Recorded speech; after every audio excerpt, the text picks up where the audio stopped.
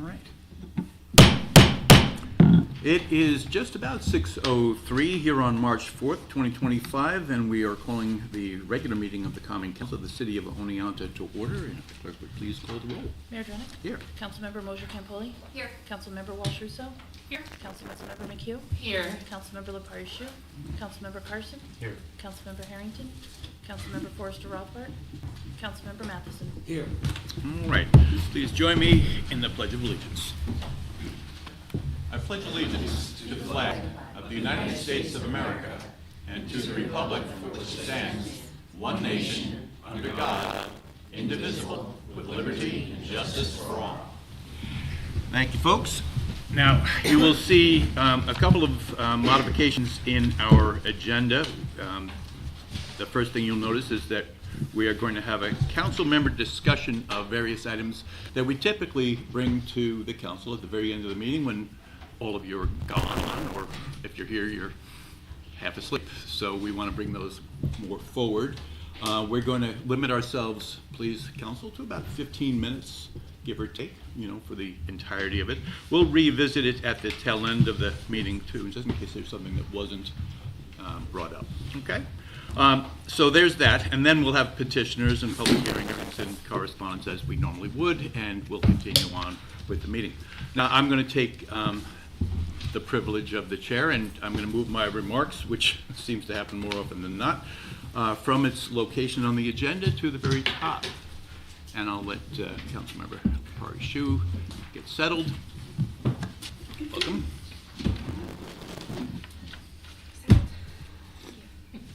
Okay, so with that,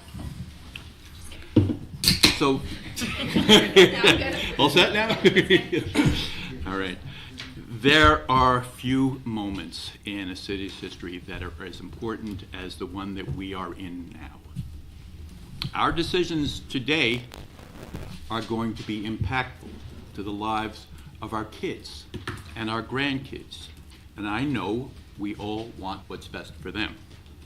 And I would like to think that if guaranteeing their better future requires some sacrifice on our parts, we would gladly do that. Now, so the sacrifice I am asking of you is small. It's to step outside of your comfort zone of shared opinion and open your mind to alternate possibilities. It could be that the thing that you believe isn't true. And we owe it to ourselves and our community to really understand the facts and the strategies and make decisions that are in keeping with the directives of the comprehensive plan. A plan that was created with the input of the entire community. In this last year, I've lost several friends who were convinced of things that are untrue. This may be my fault for not challenging those falsehoods more vigorously. We know that a lie repeated and repeated and repeated will sow doubt and maybe even convince people of things that are not true. Read any headline. We're living with the consequences. Myself, the council, and others were copied on a correspondence to the Executive Director of Rehabilitation Support Services, Brian Shaughnessy. It is riddled with falsehoods and innuendo, and it presumes to speak for a larger percentage of the community than its sign-on numbers would support. The small but vocal group that supports the content of this letter are entitled to their opinion, but not to their own facts. In the letter, Mr. Shaughnessy makes the following statement. Christine Nealon has lost credibility within our community due to inconsistencies in her public and private communications.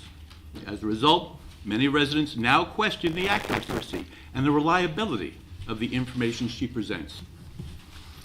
To this I say, inconsistency is in the eye of the beholder. I have heard numerous presentations by RSS, and I honestly think that this is a case of the listener not grasping nuance or formulas, or even what the area median income is for our community. You believe me or you don't, but I have not known Christine Nealon to be anything. She has never been intentionally misleading about anything. Now, Brian writes emails obtained through a FOIL, Freedom of Information Law, request between RSS and Mayor Drenick reveal that you, Bill DeVita, and others have been directly involved in behind-the-scenes discussions. Over the past 2 to 3 years, you have privately met with Mr. Drenick, Mayor Drenick, multiple times to lay groundwork for the proposed RSS project at 27 Market Street. So this is particularly annoying to me. The insinuation is that our exploration of potential partners for Market Street or any other development is somehow inappropriate, and that I've been in some fashion duplicitous. This is just plain wrong and ignorant. And I ask that either or both of our newspapers please thoroughly review the foiled correspondences and then check out the timelines for our inclusion of each individual council member in the strategies. And report your findings to the public. Let us know if anything said or done was inappropriate or lacked transparency. From the letter, the initial vote to sell the property to RSS was scheduled a year ago, and then postponed to October 2024, then to January 2025, and now to May 2025. Throughout this period, Mayor Drenick has worked persistently to appoint new council members who align with his unpopular agenda despite significant public disapproval. The facts are that at the time that I postponed the first vote to October, I honestly did not know if we had the 6 votes required to sell the property. What I did know, and what I said at the time, was that the campaign of rumors, accusations, and fear-mongering had such success that no matter what the vote, Oneonta would be fractured, and that we needed time to present the actual facts to the community so that a vote, one way or the other, would be more informed and less divisive. The council meeting was recorded, so you can check that out for yourself. You might remember the vigorous and unprecedented campaign to present another option to my nomination to the open seat in the First Ward. The only avenue that would allow Elaine Mosier-Campoli to take a seat on the council required my moving a vote to the other side of the election. An election, by the way, which Elaine won handily. Another open seat, this time in the 7th Ward, set the vote back several months. And as you know, we didn't have a council member until a couple of months ago. And I cannot imagine that there is a citizen in the ward, in the 7th Ward, who doesn't appreciate the excellent representation being brought to council by Michael Foster Rothbard. Not here today, but Mike's done a heck of a job. In the last year, I have had to fill 3 council members' vacancies. In all cases, I have sought the best candidate. Pragmatism, an open mind, and a good heart have been my requirements. The charge of my appointment of members who, quote unquote, align with my agenda doesn't hold water. Have you met Don Matheson? Don has been a reliable vote against my every initiative, minus a couple. And although I still continue to count on your open mind. And finally, Mr. Shaughnessy writes, many residents feel that both RSS and the mayor have misrepresented key aspects of the initiative. Our goal is to hold RSS and Mayor Drenick accountable, ensuring transparency and honesty in your dealings with this community. Again, it's hard not to be angered by the accusations. Transparency and the presentation of all of the mechanics of the strategy and the sharing of all of the facts and data, the plans, and the reflection of the community's will as memorialized in the comprehensive plan, the pursuit of the education of all involved citizens and council has been the focus of 2 modules and several to come that have had discussions documented and captured on video. And they are available for all to watch online. And we genuinely hope that everyone with an interest in how we are planning for our city's better future will take some time to watch. Have watch parties. Have discussions. Talk to your council members about them. We are planning holistically for a neighborhood that will engage all demographics, but will specially appeal to those young people that we need so desperately in our workforce, with housing that they can afford. It starts with 27 Market Street, but it will only end there if we rush to an uninformed decision. Now, tonight, we'll talk about the economic impact of that strategy. We even have a recorded video from Jody Zagrewski, the executive director of the IDA and Otsego Now, regarding pilots. In 2 weeks, we'll have a discussion about the impacts of parking and the strategies that might be pursued. On April 1st, there will be a detailed presentation of the proposal for the development of 27 Market Street. On the 15th, we'll look at other proposals, and we'll vote on the 6th of May. All of these discussions and the presentations of facts will be documented and posted online. I believe we are pursuing the most transparent process possible to ensure the public's understanding of the proposal and a vote of such consequence to our future. Once upon a time, we had an even more transformative plan for the same location. We could have had a food and beverage hub with housing on its upper floors. It would have brought the foot traffic to our downtown that we so desperately need. It would have meant a more robust business district, more people, less vagrancy, fewer of the concerns that I hear about every day. It would have been the first domino to fall in a series that would have brought more development, more housing, and more vitality to our city.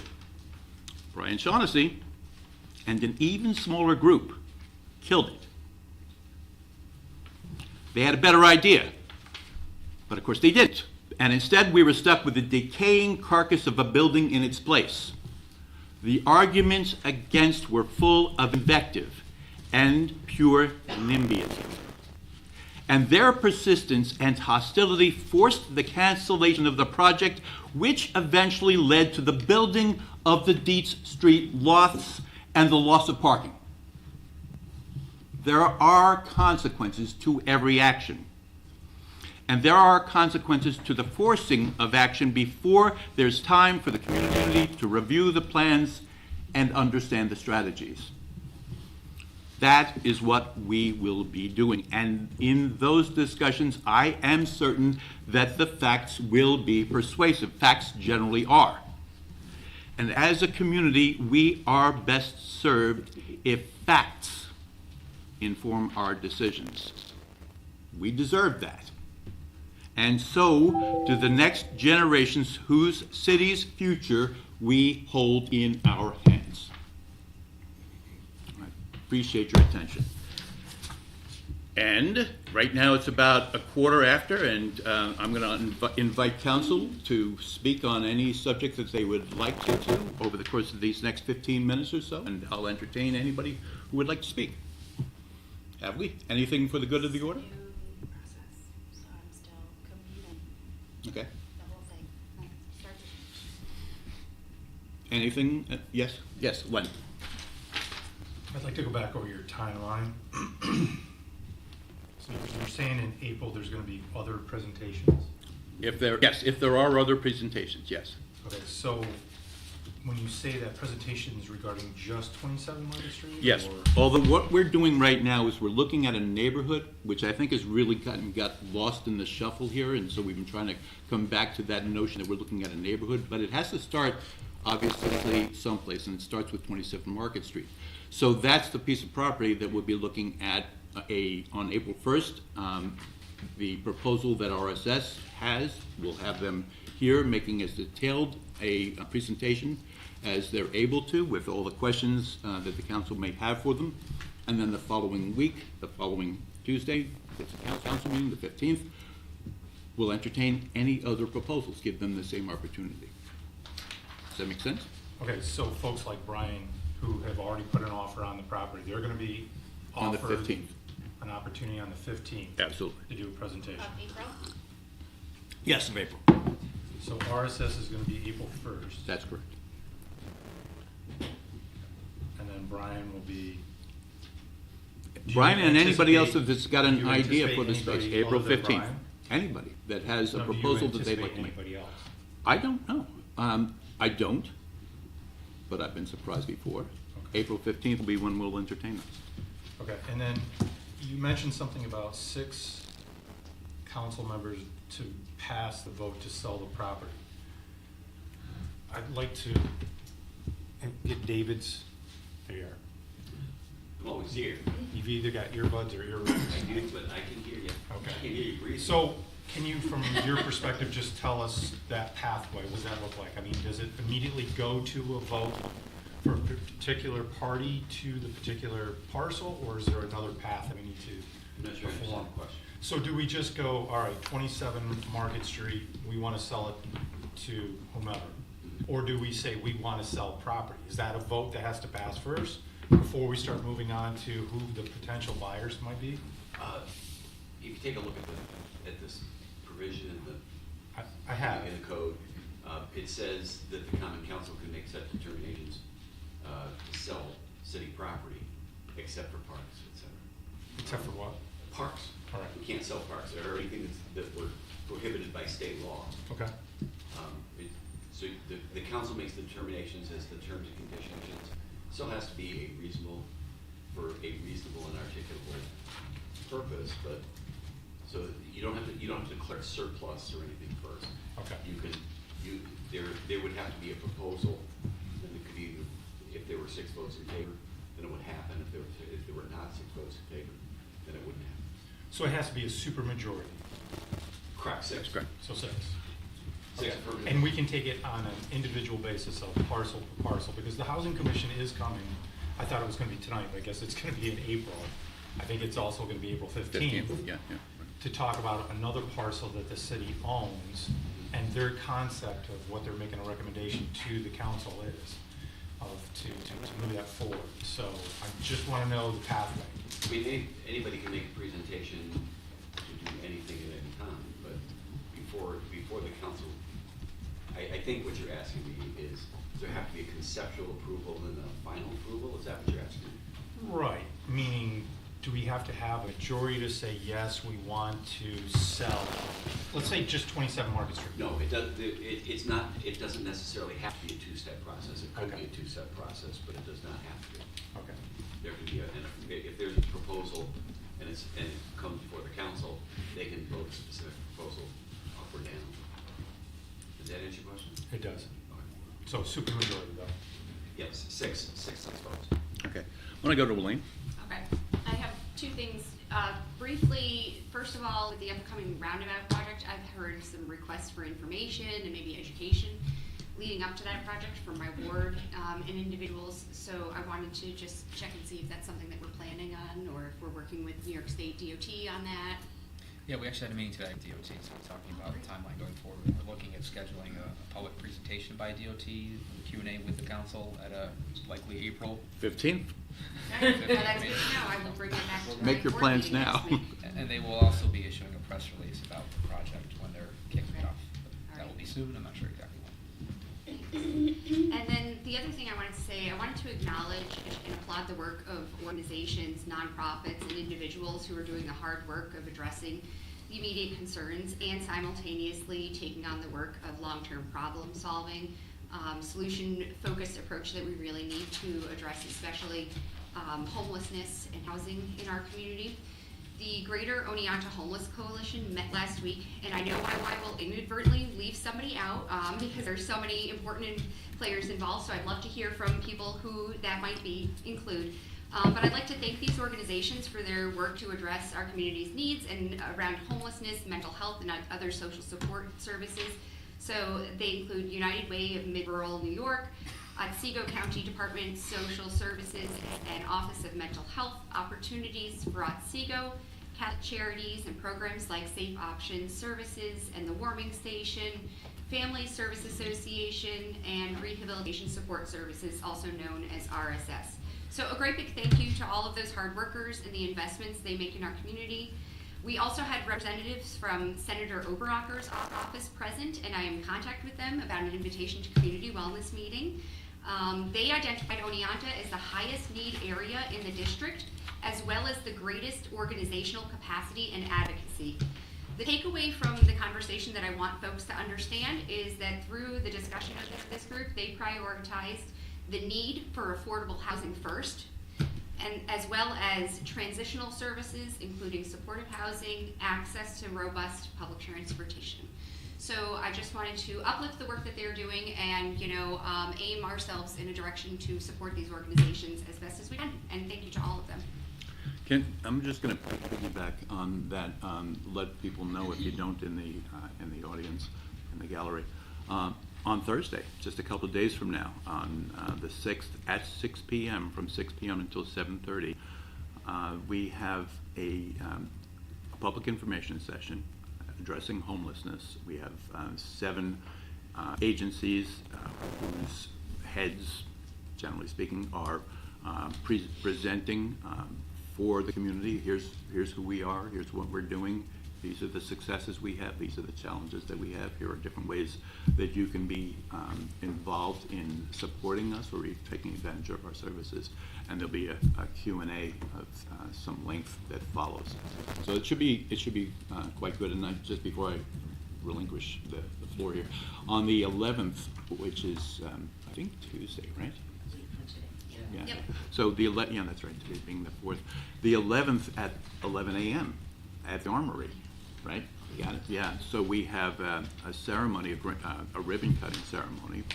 The Lieutenant Governor will be there, which would be nice, and many other people apparently for the Utica Center for Development, who have taken 2 offices and will be there to answer your questions about what they do. And a lot of people are very excited about that. So let me kick it back to Excuse Elaine. me, Mayor. Yeah, go ahead. Yes. Could you Don. give me the location Thursday, the time and location? Yeah, Thursday it's in the atrium at the Foothills. Again, another donation of the space from Jeff and the Foothills, which Time? is much appreciated. 6 6 to p.m. 7. 6 to 7:30. Thank you. Sure. I'm all set. Thank you. Anybody else? Yes. Oh, go ahead. I'm sorry, go ahead. Well, I wanted to just address what a group of residents in my ward are concerned about, which is the feeding of deer in our neck of the woods. And I'm just wondering if this would maybe be best suited for Quality of Life Committee rather than a statement here. Your call. Either one? Yeah, Okay. well, and we do Let have me an know. active deer mitigation strategy in place, Right. but Yes, and so this is just to serve, they're very concerned about the feeding of deer in our community, and so they wanted to reach out and have me just address to the council that this continues to be a concern, that deer are being fed in the area, and as a reminder that feeding deer brings a number of serious issues to the fore, which are health risks, property damage, harm to the deer, and then environmental and traffic safety concerns. And so while there is this deer management plan, this group of residents wanted me to just make sure that the public, again, is reminded of the fact that the feeding of deer has these harmful side effects. And so I just wanted to bring that to the fore, and maybe I'll also use the Quality of Life Committee as a space as well, and reach out to the volunteer coordinator for the Deer Management Task Force. yeah, sounds good. It's important, I think, that people know that deer's digestive systems change during the year, and you can feed a deer right now, and if their digestive system isn't set up for what you're feeding them, they could actually starve for the fact that they're eating, but they're not processing any nutrients. So it's just, there are a whole lot of different things about deer that I never knew before. Shannon, did you have something? Yes, so Third Ward will be having a ward meeting. That will be, St. James has been so kind to lend us their space, because there was concerns with parking initially, in my first base. So, we've hammered out the details. It is on March 22nd at 2 p.m. at St. James. So, I hope to see third ward residents. March 22nd at 2. Okay. Is there anybody else? Yes, go ahead. I wanted to check before I said this out loud, but I just wanted to mention about feeding the deer that it's against the code. So if there's, It's illegal. If I can jump in, it's also a violation of New York State law. Exactly. The EDC It's illegal and prohibitions. you can So- Again, it said you can be subject to fines. right, so what I was gonna say is that, you know, if people are aware of who's feeding the deer, then you wanna impress upon them or mention that it is illegal and if they continue to do it, that they could be in trouble. With the So- code office in particular. In particular, right? So I wanted to just give a couple of notes from Parks and Recreation, which met yesterday. There were a couple of things that were like takeaways that I wanted to bring to council, and so, I wrote them on my council notes, which is why I can't find them in the right place. So the first thing is, we discussed the new Galadoro stage being built in Muller Plaza, and we were surprised, and I guess in a positive way, to find out that it's scheduled to be completed by early June, which is kind of awesome. And so that raised the question, since Muller Plaza is technically a city park, what is the process for reserving the space? Is it gonna be similar to reserving a pavilion in the park? And so they asked me to an invitation to the mayor, since this is something that you are obviously intimately familiar with, to try to figure that out and troubleshoot with them. Sure. What the process is gonna be for that. Happy to. The other thing we discussed is, and I would like to refer this to the Finance HR Committee if possible, is the idea about billing for 5Ks, like direct billing based on the cost of staff time for 5Ks that are not contained within the park, because we do offer a full 5K race course loop. And actually, it's been looked at so that there are many different configurations of 5Ks that can be run along that loop. And so we do offer, some options. And so I can give a little bit more detail, but I just want to bring that up. And then the other thing is, he's here. Okay, good. So we discussed, so we had the honor of having Chris Yacobucci with us last night at the Parks and Rec meeting, and we were talking about their plans for the year in the parks, and one of the things that was brought up was renovation of some of the pavilion facilities. And I recalled from legislative committee, we were talking about the fee schedule, that we had talked about exploring the possibility of actually closing the built-in facilities and just doing porta-johns in the parks.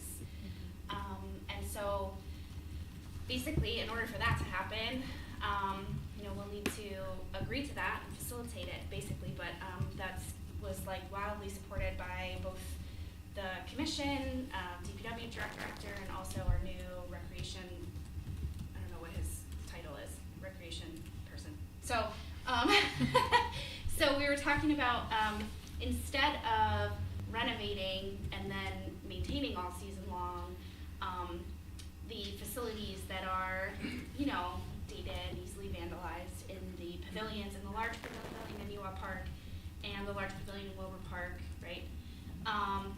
Closing those facilities for the season, and then getting 2 additional accessible porta-johns for that location near the large pavilion in Wilbur Park, and then I think one at the upper level of Wilbur Park and one at the lower level of Wilbur Park.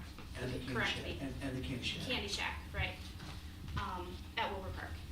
So, yeah, I wanted to get a feeling from everybody. It's significantly less expensive, significantly less labor intensive. It saves a ton of DPW time. It's a local company that we get them from, and they come and clean them weekly and maintain them. They drop them off and pick them up. So I'm hoping that there's favor for this on council, because I think that it would be, at least as a pilot, for this year to see how it goes, I think it would be an interesting way to go about providing that service. So I'm bringing it to Do I need a motion? Should I move? I don't think you need a motion. I see a I'll lot move of whatever. nodding, not a lot of nodding heads. Do I see any heads that are shaking the other I have direction? a question. Yeah, go ahead. Is there a cost involved? Yes, but we thought when we were talking about it yesterday, we figured that it would actually be a net savings based on renovation costs and staff time. I'll defer to Chris Yakubuchi because he can talk about So I it. believe we have a budget item of $8,000 currently for doing Porta Johns. We've actually, this will be the third year we've been doing Porta Johns. We've done them in Newa Park.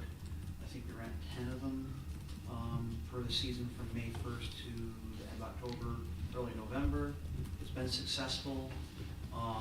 They do a good job staying on top, keeping them clean, keeping toilet paper in them.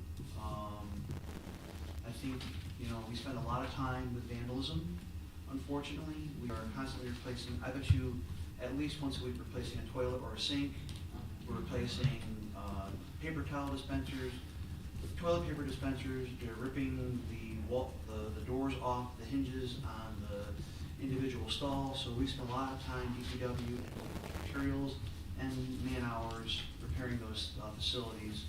And the other thing is, those facilities really are not ADA compliant. True. So we can take the money that we're gonna put into doing some renovations, which did include making them ADA compliant, and put it toward more rentals of the Porta Johns. And this is a temporary thing we're talking about, maybe a couple of years, try it out, see how it goes, maybe save some money, and then maybe put that money toward purchasing some really robust bathrooms that are, can't be existing. Let me go to Don. Don? Would it require additional funding, or is it money already in the budget? It'll be money that we had set aside for the renovations will be put toward the Porta John rentals. Thank you. Okay. Good, have we? Okay. Yeah, I just wanted to say real quickly, I've heard many complaints about those facilities, so I'd be interested to see if this, is a resolution that could potentially save money and, help with some of those and increase the accessibility. Yeah. Um, So I just wanted to say one more thing, which is that what's great about these as well is that they can be like scattered around the park or moved, based on usage, and so they're much more, rather than these fixed points, they're just much more, user friendly as well. And this doesn't include the Demax ski restrooms, which will still be open during the season. So, let me just, so this, I don't know if there's unanimity, but there seems to be something of a consensus, but it may still be appropriate to run this through finance and bring it back. Are we so we have a motion on this at our next meeting? Is there a reason that we need to move today on this, Chris? So if we bring this back to our next meeting and vote on it? I don't know if the motion's required at all, Mayor. It's based on the. And he says there's no motion required, so. Dollar amounts, yeah. I defer. Yeah, it's pretty Okay, similar. yeah. In that case, is there anyone who really has a significant issue with it? No. Yeah, just So it whatever sounds like we've got a, change with we've got a that. plan, and we Bring saved it up. ourselves the headache of a motion. A question here. I mean, not an issue, but I would want to make sure that some of those are ADA compliant, or that there are some of the larger ones that are accessible. That would be the plan, yeah. I think there's a requirement, There right, is. that for every several, that one of them has to be one of the larger ones. And as soon as you have one, at least one has to be That's ADA compliant, because I remember a whole background with All that, right. so. All right, so my hope is to have this be about 15 minutes, been a couple of minutes more than that, but not much longer than that. But Cecile, you have one more thing? I did. I have Okay. one more question. No, go It ahead. has not anything to do with. Okay, moving on, I guess. It's about actually, you were talking about 5Ks. And I'm just wondering, because I'm actually just recounting with a resident how many 5Ks, in our memory at least, there used to be available, and now there seems to be, we can only really think of just one. So I was just curious if the Parks and Rec committee has talked about maybe increasing the number or incentivizing organizations to create more 5Ks, or kind of like what, if there was any sort of plan strategically around. I can think of 4 or 5 off the top of my head. No, there hasn't been any discussion on that, to answer your question. Yeah. So you I know think- more than I do around 5Ks, it sounds like. Yeah, I can think of Okay. more. We can only think one. But yeah, that's an interesting thing to Terry, you got a number? You're gonna put me on the spot. Right. It's probably, I would say, Chris, 5 to 7 a year. 5 to 7 a year, Yeah. okay. All right, so our, Yes, there's, right, there was no, actually, okay, I found out. We thought of 2. Okay. Frostbite and the turkey trot, so all we can come up with. Neither of which are in the, In the The Park. hot park. The hot In the cocoa park, run. Yeah. right? Park. yeah, Hot Cocoa Run, Girls on the Run. Oh, that's right. okay, so as not to lose whatever control I have of this, I want to just go to Mike, and then we're going to call this done, and we'll move on with our, and we can always come back to it at the end. I just wanted to bring up, I've been hearing from a number of residents concerns about ways that changes in federal policies and national government policies are affecting people here. I don't know if others do, I see some nods. I mean, obviously, as council, we can't change what happens at the federal level, but I do think that it's important for us to learn and to try to minimize negative consequences of changes. And the thing I mean, there are a whole host of issues. Obviously, we know that it's been a turbulent time, right? But one thing particular is the federal government's working to dismantling diversity, equity, and inclusion programs, and I think. I mean, I feel like that's the topic that's come up the most when I've talked to people around town. And, you know, I've also personally been really troubled as I've watched it happening, because I was just raised to believe that everyone in our community is important, and that we're made stronger by diversity. And I'm just kind of, honestly, a little bit dumbfounded somehow, because the opposite of DEI is like homogeneity, inequity, and exclusion, and I don't know why anyone would advocate for that. So I've been thinking, what can we do as a council? And I have 3 ideas I wanted to bring up, and I'm new at being on council, so you guys can tell me, are these realistic, or how do we go about these things? But I feel like, one, as a city, as a council, we could make a statement, you know, a public statement that we oppose discrimination. And I think maybe also what makes sense to reaffirm that we still follow the laws of the state of New York. I mean, it's obvious, perhaps, but it's worth stating, you know. And New York continues to provide protection, and we work under the laws of New York. So I wonder, maybe some of us, can we bring, I mean, not at this moment, but at some point, figure out jointly what we would want to have in a statement. The second thing, I feel like we could do a better job as a city publicizing what people should do if they do feel discrimination. That information is somewhere on the city webpage, but it's honestly hard to find, and maybe we can just put something on the homepage or other ways that we have of getting that message out.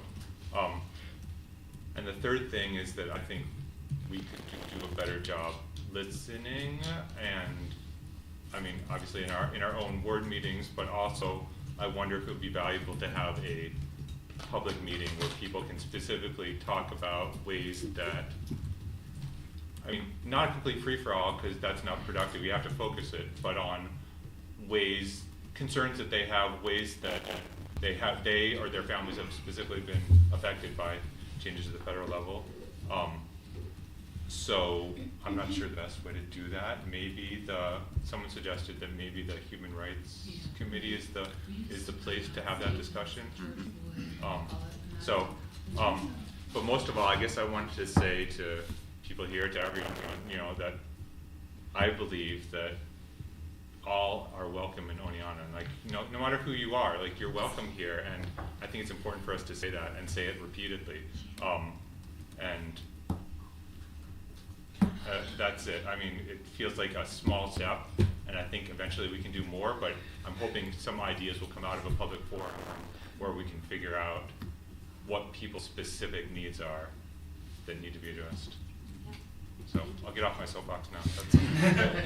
That's- So, Mike, can I ask you to, outside of this council meeting, have the conversations that you need to with various council members and maybe come back to us with something that we can all get behind? And as you said, most everything that you've already stated is New York State law, but what do we believe? We are a welcoming community. Just have those conversations on the outside and bring them back to us. Get with our various council members. Yeah, I have a question about open meeting rules. Well, don't get together with five. No, but if you have the same conversation with multiple groups of council David? people, is that an open meetings issue? Again, you have to define, you have to tell me what you're gonna do, then I'll tell you whether it is or not. Like, if we collectively wanted to draft a statement, like, how can that? How can that be done? To do that to do that during our meeting would be painful. It'd be much better like in small groups, but I don't wanna. Again, as long as there's four or fewer, you can do it anytime you want. If you're gonna be five or more, then it has to be done in advance. It just has to be noticed in advance, and people have the right to be there while you process it. Okay. If I may. Yes, Just a quick response. Two sources that may be useful in terms of brainstorming could be both the strategic plan that we worked on in 2024 and also the comprehensive plan. So two documents that could be, Yeah, there's some excellent stuff in there. Exactly.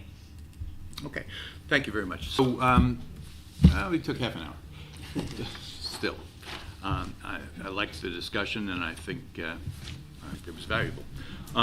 We now move into our petitioners, public hearings, and to correspondence section. There are no public hearings that are scheduled, so I'll open the floor to petitioners. If you would like, you can stand where you sit, stand, and address or use the podium. Again, who you are, where you live, 3 minutes, get to the 2-minute mark, I'll go like this. Just a little love tap to let you know. Okay? Excuse me, Mayor, you have to do the microphone thing. I'm sorry. Microphone. Oh, microphone. Yeah, we're still working on that, aren't we? No, we have it. Oh, Do you great. want a hand? Let me break it. Sorry, didn't mean to get in the way. Where are we putting it? All right. And then One right, more minute? We're gonna have to hope that somebody actually uses it now. look really official. Yeah, yeah. All right, so while this is being done, It pains me to say, I didn't plan on using the podium now. I feel guilty now. Come on over here because. Oh, okay. So- Microphone? Part of the purpose is that this lets people who are watching online Oh, hear beautiful. us. Thank you. Thank you. Give me. Speech.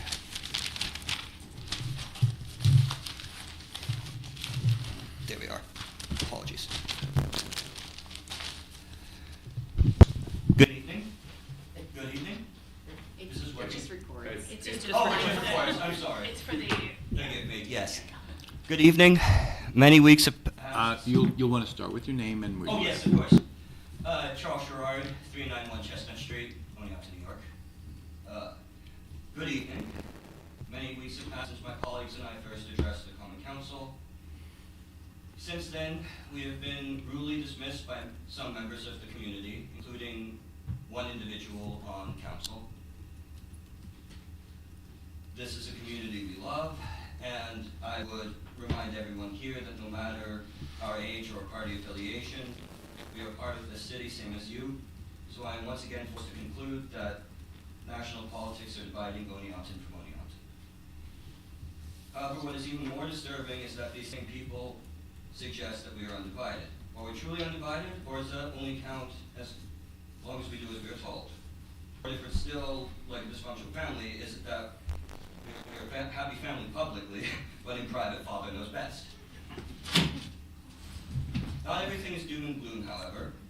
I was especially encouraged when I read my copy of Hometown Oneonta the other week and learned that Councilman Matheson suggested building affordable housing along Chestnut Street. As a Chestnut Street resident, I would be the first to welcome our new neighbors.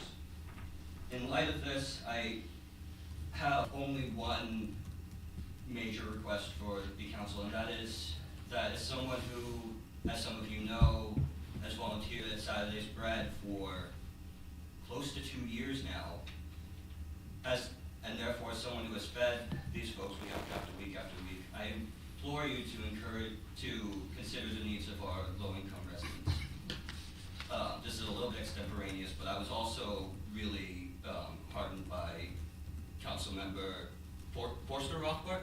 Good, I'm glad I got your name right. By Councilmember Forster Rothbard's remarks. I think both from what I've heard from you just now and from what I've been told about you outside of council, I have a feeling our upbringings were very similar and we were taught many of the same values. So I'm very heartened to see somebody with those values on council. With this said, I must reiterate my support for the RSS proposal. I'll reiterate it again for the sake of my friends at the Daily Star, and especially for Otsego Media, who I believe is the ones running the cameras. I support the RSS proposal. We need housing in this community, and this is a proposal to provide that housing. For me, at the moment, it really is that simple. However, regardless of whether or not you support the proposal, I would encourage anyone here to join with us to find a solution common that we can move forward with to address the needs of our low-income residents. Thank you. Thank you very much. Is there anybody else who'd like to speak? Okay, well, seeing nobody else, we will move on to correspondence. I think we have a couple of things to read. You've got 3 of them tonight. To the City of Oneonta Common Council.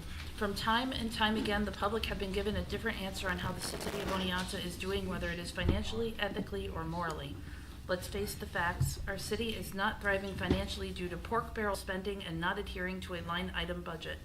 Ethically, due to the drug epidemic and petty crimes, and nothing has been done to stop this. And morally, due to certain city officials forcing the people to comply with their demands and agenda items like the controversial RSS project. As a candidate for mayor, I am entirely sick and tired of this. We need a new mayor who listens to and works with the people in order to demonstrate bipartisan solutions instead of using force as an attempt to justify their means and actions. If we are to make this city prosperous, then in order to make this happen is to have these options on the table. Remove the city administrator position indefinitely and reduce the number of council members to 4, which means that a council member would represent 2 wards like the way the county board does with our 4 elected county board members, and work with all stakeholders, the city government and the city residents. In this day and age, we are all in such need of unity in our community, but clearly we demonstrate division because no one is willing to work with each other. If we are to make the city develop and work together, then we must adhere to working together. In closing, I will leave this with you all. In the chapter of Isaiah of the Bible, it says, clear as day, come now, let us reason together. Let all of us here in this hallowed chamber and in the city as a whole adhere to this principle by demonstrating it, and let that be our motto as our guidepost for our city. Respectfully, John Henry Gordon Hamill IV. The Oneonta City Council must condemn the recent tariffs that the Trump administration has imposed on Canada as destructive to the economies of New York and Canada and a blow to our closest ally that makes America weak. Trump's tariffs threaten the integrated American and Canadian economy that also benefits upstate New York, as evidenced by the Canadian flags that fly over baseball fields in Oneonta and Cooperstown as gestures of friendship to the Canadians that annually travel to our region as tourists. Trump's tariffs threaten the over $10 billion of goods and services that New York exports to Canada, as well as over 65,000 jobs held by New Yorkers and Canadian companies. Trump's tariffs threaten to discourage Canadians from buying American goods exported to Canada because of increased costs and legitimate nationalistic ire. For the moral and economic benefit of New York and Canada, Trump's tariffs must be condemned and rescinded, and the powerful bonds between the United States and Canada in general, and New York and Ontario in particular, must be reclaimed from Trump's efforts to make America weak and vulnerable. That's Dr. Brian Lowe. Dear members of the Common Council, this letter is in thanks for the in-kind services and the cooperation of department heads in our recent event, the Festival of Lights. This event was planned and presented by our committee, but the success of it hinged on what the city of Oneonta brings to the table. In particular, Gene Russell and Chris Jacobucci were, as I have come to expect, phenomenal. I was out in the park almost every day in December and into January, and I saw Gene most days, despite his boot and his injury. He was very responsive whenever I needed anything, and both Gene and Chris encouraged me to contact them anytime I ran into problems. Chris made sure our banner was hung and even forwarded me a photo so I could buy the right carabiners to hang it. They are knowledgeable and so easy to work with. The city is lucky to have 2 such employees on the job. Once again, my committee and I were grateful for the city allowing us to leave the lights on in the park for the duration of the event. This saves us hours of work, and so many people drive through at all hours of the day and night. I realize LED bulbs do not use nearly the energy of the old-fashioned ones, so it makes sense to save us all that time and effort. Thank you. The DPW display was wonderful, and everyone enjoyed seeing what they create. Steve Andrews, Lefty, was on board for his first Festival of Lights, and he made sure to listen and learn and help in any way he could. Carrie Harrington made sure all went smoothly, and she is great to work with. I also appreciate the police department using their technology to count cars going through our displays. The information gleaned from that process is invaluable as we can quantify the audience. This event is a huge undertaking, and it showcases what the Oneonta community can do when we all work together. Cooperation from the city goes a long way towards making this work. We had nearly 11,000 vehicles go through the display in 18 days. That is amazing and is a testament to the joy the event brings to the community. Light in the darkest months, joy fills the soul. Thank you for your part in making this happen. And that's Connie Herzig, Hill City Celebrations, First Night, Oneonta. Okay, thank you very, very much. Very nice job. All right, so we will close our petitioners' public hearings correspondence section of the agenda, and we'll move on to committee reports. Now, Scott's not with us tonight. Do we have anybody from the Quality of Life and Infrastructure Committee that attended and might be able to kind of bring us up to speed? You know what, I'm not prepared, but I'll pull up the notes. We talked about Buena Vista. There was a request to bring that on to this. It's private currently, so the request was to bring it to the city. And after reviewing that request, we were not sure that was actually going to solve the issue that they were looking to get at.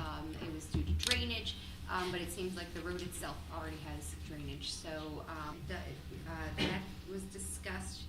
We also, we talked about the brush and yard waste program. And so for right now, for this year, my understanding is that they're gonna be tracking the collections this year, and coming up with some data so that can be reviewed later on. We also talked about a couple of traffic areas, right? Some speeding and some stop signs. And I know Katie had attended, to talk about Spruce Street, right? Mm-hmm. Right, sorry, I'm just quickly going over my notes. And so I know that's an ongoing one that we're going to keep looking at with the proposal there. We also talked about bikes and bicycle safety. There was a concern brought to us about bicycles on the sidewalk, and we also talked about just the overall safety of bicycles, where they ride, are there safe places in the road for them to ride, as opposed to the sidewalk, and what we can do to make it safer and more visible for bicycle lanes. We talked about supporting Swart Wilcox House with a grant application, which I think is done by now, right?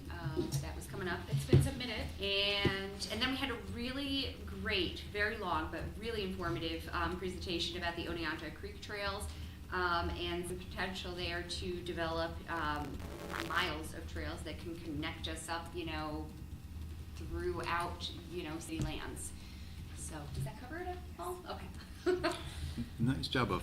All right. So thank you very much. Yeah, go ahead, Glenn.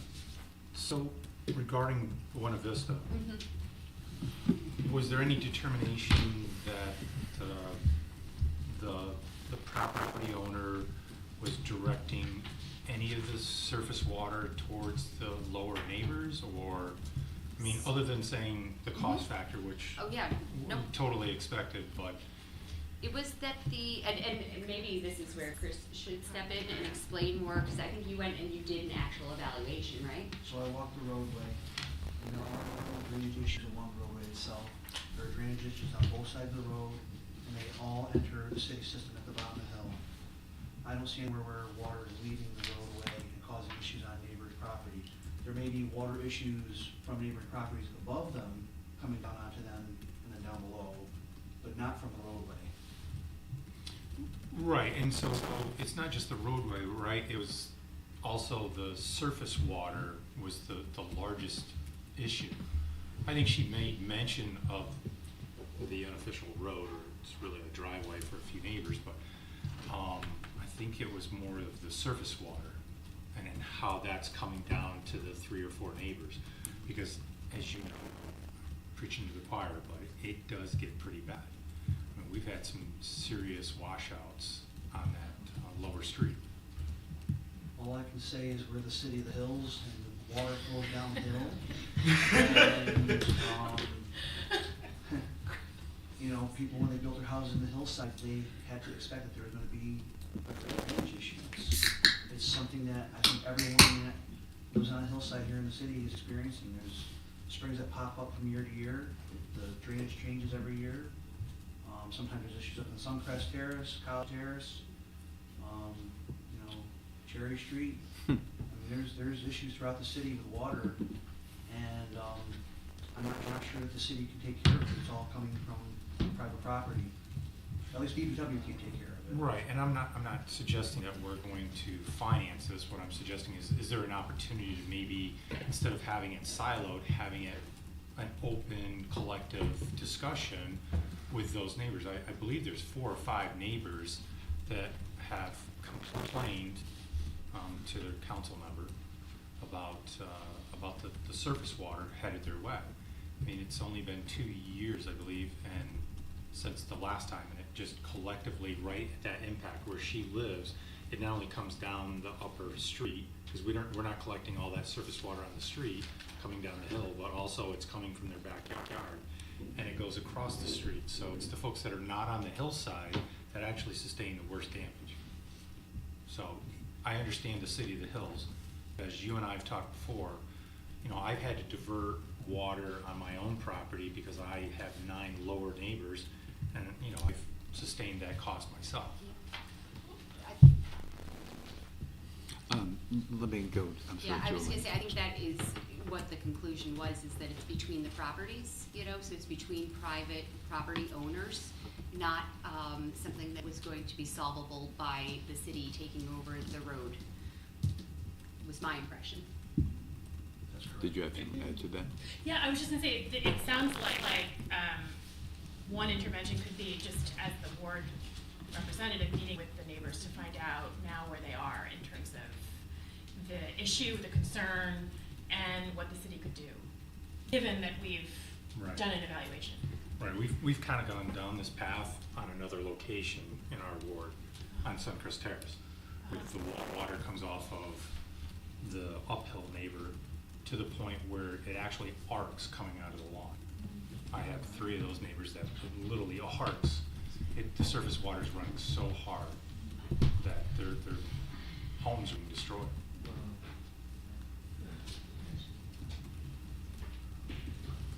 Well, maybe this is something we can bring up again.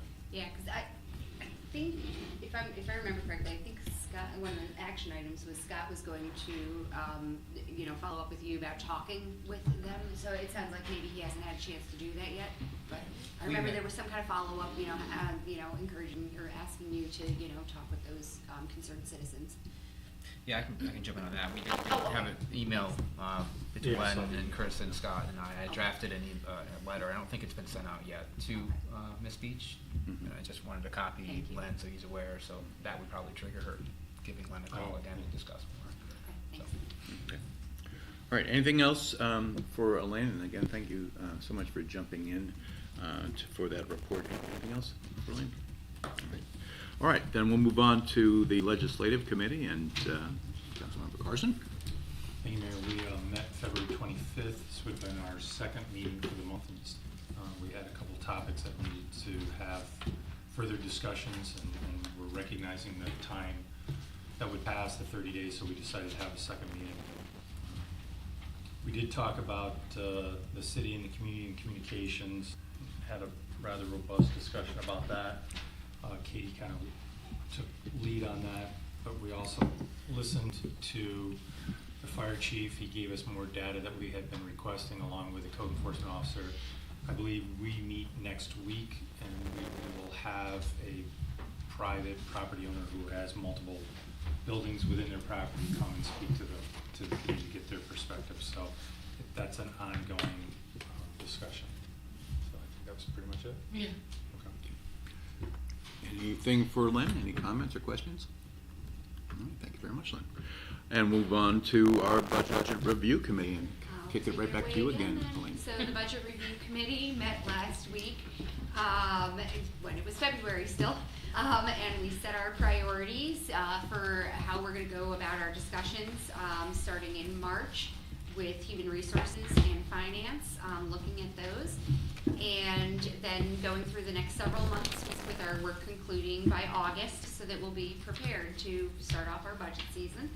And so what we're working on right now is we're working on developing a list of questions that we're going to provide to department chairs and others who come to the meeting to guide, presentations that they can give us, with the kind of information that the committee is looking for, and then we can, dialogue some feedback back to them as well.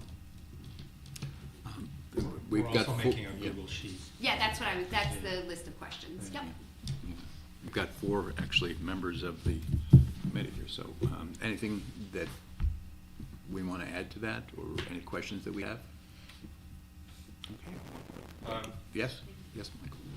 Just think that maybe it's good for us to publicize the list of which departments we're going to be talking with in which months, so that people who are interested could come. Yeah, so we should talk about how to do that. I'll connect with,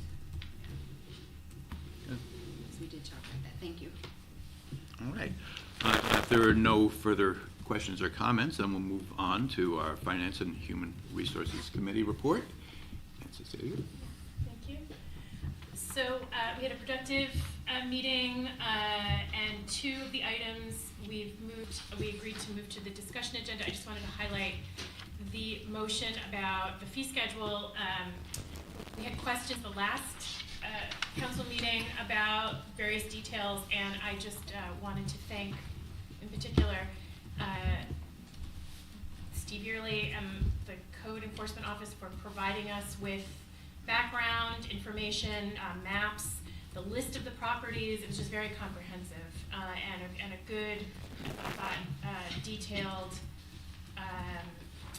discussion for why the application fee was set as it is. So I just wanted to allow the council to draw your attention to those details.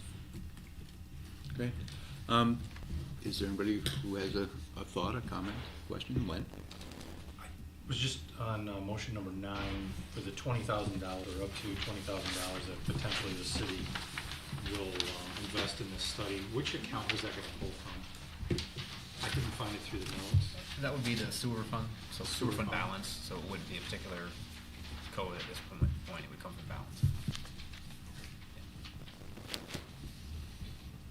Anything further for Cecilia? Oh, well, thank you very much. Appreciate it. All right, that takes us to our first motion of the evening. Our motion is the approval of warrants. Motion that the Common Council approves the warrants totaling $350,445.65, and that the same be placed on the Finance Director's desk for payment as presented. Do I have a motion to approve? I've got Don, and I've got Cecilia, and we can take a vote. Councilmember Mosher Campbell. Aye. Councilmember Walsh Russo. Aye. Councilmember McHugh. Aye. Councilmember Lepari Shu. Yes. Councilmember Carson. Yes. Councilmember Forrester Rutherford. Yes. Councilmember Matheson. Yes. All right. Now, our consent agenda is comprised of motions 2 through 9, which we'll have had an opportunity to review. And do I have a motion to approve? I've got Shannon, and I've got followed by Elaine, and we'll take a vote. Councilmember Mosher Campbell. Aye. Councilmember Walsh Russo. Aye. Councilmember McHugh. Aye. Councilmember Lepari Shu. Aye. Councilmember Carson. Yes. Councilmember Forrester Rutherford. Yes. Councilmember Matheson. Yes. Wonderful. All right, well, that takes us right up to our city administrator's report, and Greg, you're up. Thanks, Mayor. Just a couple of updates on sales tax. I'll take any questions you guys have. For the month of December 2024, we received $258,000 in sales tax. It's just about 10% or $24,000 more than 2023. The total for 2024 was $6,282,000. That's $240,000 or 4% more than 2023. The increase from 2022 to 2023 was also about 4%. 2024, you'll recall the budget was $5.4 million, so the 6.28 is significantly exceeding that. The budget for 2025 is $5.8 million for sales tax. Those figures do not include cannabis sales tax. That's a separately tracked figure. So September through November of 24, we received $39,000 and change. Just the way those quarterly payments come in, December 2023 through November 2024, which equates to a year, we received $145,531. So that's roughly about $40,000 more than it was projected, right? Well, we projected 0 for 2024, but for 2025 we budgeted $100,000. Yeah. So, But they were projecting at the county level that it was gonna be about $100,000. okay. So we would look to be with that trend in good shape for exceeding that again this year. The next quarterly payment is for the period December 24 through February 25. We don't have that yet. Any questions about the other city goings on? Okay. That's it? Yes, that's it. Any questions for Greg? On anything? You'll take any question. Go. This is just a quick question that I was curious about what the status was of our discussion last meeting. We discussed the occupancy tax. And I was just curious about the timing for when we were going to revisit that discussion. I would expect that would come back through the finance committee at the next meeting and back to council again for Yeah. further discussion. I So think that's actually, very short term. yeah, without a Okay. doubt, it's gonna come back through because there's actually a window that we can operate within and should operate within. So it'll come back to finance. Not April 14th.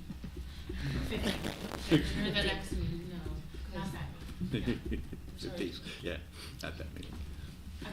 So in the next, say, 6 weeks or so, we're going to be having another discussion. Without The a next doubt. 2 weeks. 2 weeks. Okay. Yes. All right. Thank you. Sorry, didn't mean to budge there. Any other questions for Greg? All right, well, thank you very much. Oh, wait, I'm no, sorry, Craig. Remember I had mentioned about Green Earth having issues out front? I don't remember.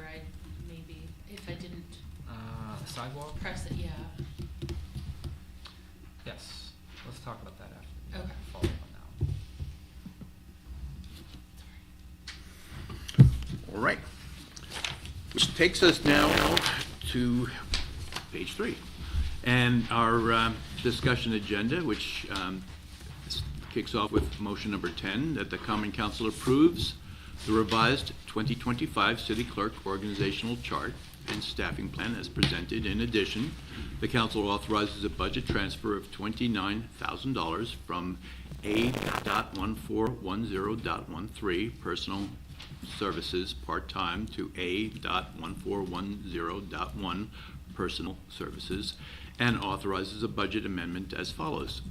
Increase appropriations A.1410.8 Retirement of $1,000. Increase appropriations A.1410.83 Health and Dental Insurance, $22,500.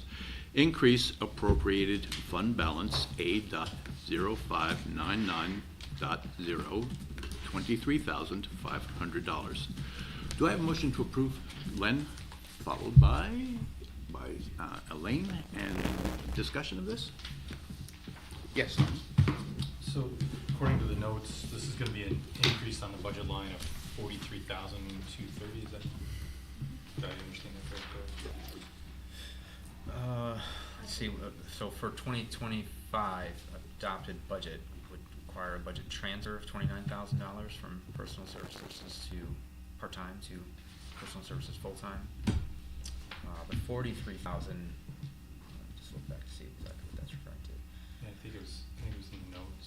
Yeah, when you combine all the costs associated with a full-time position, the administrative specialist, including health insurance, assuming a family plan, all of that, $81,039 is what that would equate Right, to in that's the point that I 2025. kind of wanted to bring up, is that this is based on the estimate of a family plan, but we don't know if we're actually going to incur that Right, cost we yet. assume. Shooting Sorry. star. And then this is a temporary position? Right, so temporary, full-time, when you're talking civil service classification for a specific project, in this case, because we're associating this with a Tyler technology implementation that we're looking at. This is gonna help lighten the load on Carrie to be able to help as the project manager of that overall implementation. So we look at that as it can be up to an 18-month appointment, temporary appointment. And that would still require the council's approval after that 18-month period, correct?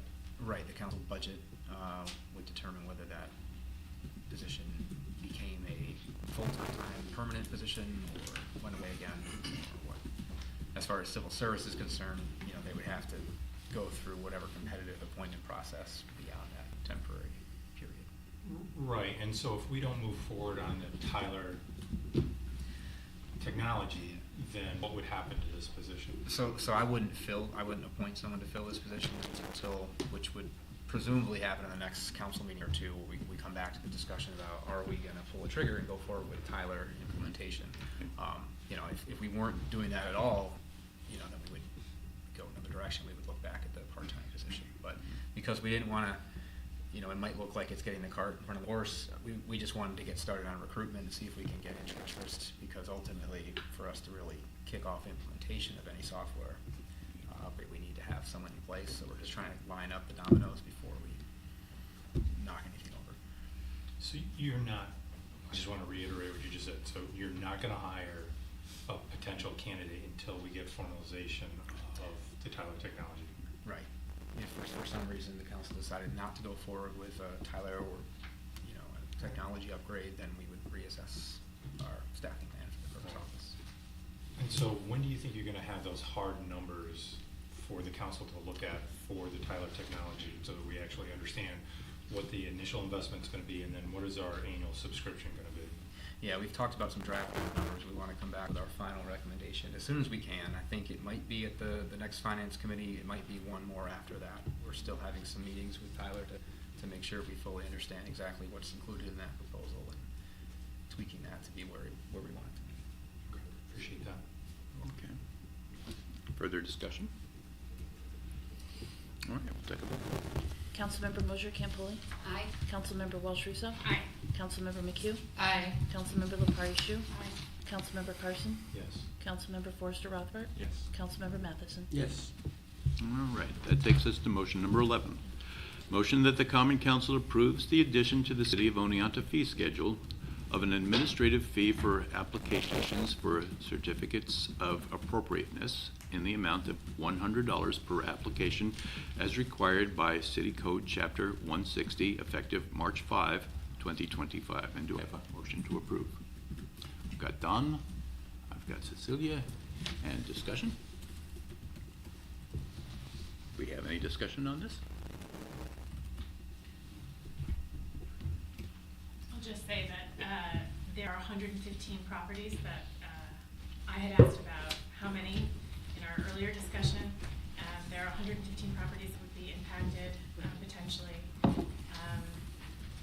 Again, I thought that the narrative was quite straightforward, so the reason for the placement of this item on the discussion agenda was because it had been tabled in our previous. Right. Yep.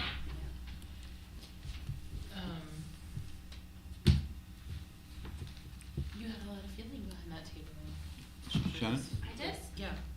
I'm When sorry. we tabled the $100 That's right. application fee. I did. I'm sorry, Shannon, were you looking at the beginning? Oh, sorry, no.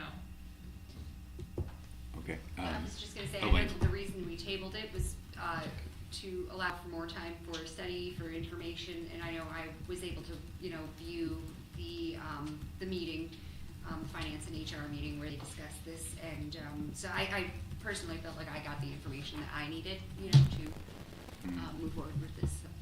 With it being $100. Yeah, I mean, the rationale that I heard, you know, discussed at the meeting, you know, answered the questions, you know, any other lingering concerns that I had about that. But, So, point of order, do we have to untable this? You can bring it off the table. already brought it up. Considering, Or you can make a motion. We brought it forward as a this motion. motion would be considered untabling, or do we have to have a specific motion to untable? You can simply make a new motion. Which is what we've done. Yeah, we're If already you in the if you motion. just made a new motion, you can make a new motion. You do not have to remove a prior motion that has been tabled as long as it's a new motion. Okay. Thank you, So David. this is considered a new motion? Yes. Do we have any further discussion on this? Okay, I think we can call it.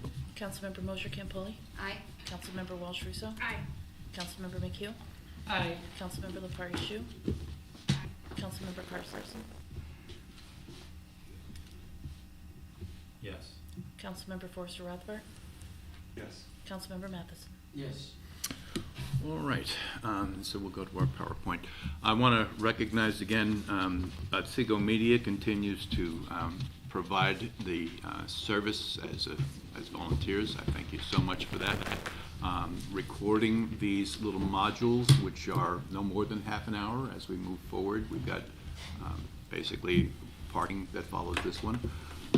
This is a module that is regarding the economic impact of development of, again, we're focusing more on the idea of a neighborhood. Yes, go ahead. I don't want to interrupt. No, you're fine. I'm just curious if it would be possible for us before we begin the discussion, if we could have a 5-minute break? Oh, did we not do that? Yeah. I'm sorry, I don't know how I missed that. Yeah, please. But let's, please, come back in 5 minutes, so that'd be 25 minutes past.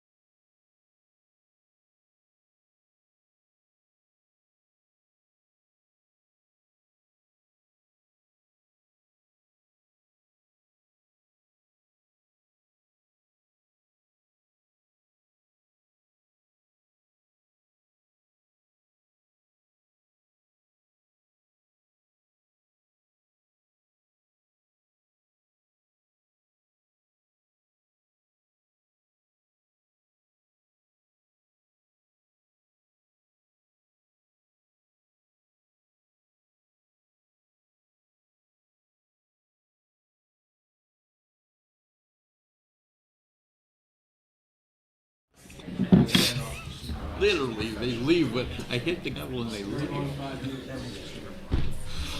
Oh, man, come on, guys, you're killing me here.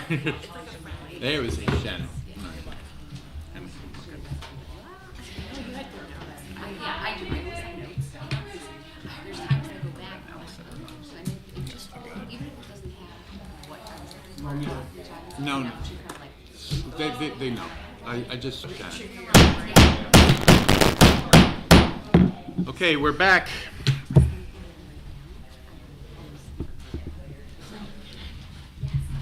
Shannon said.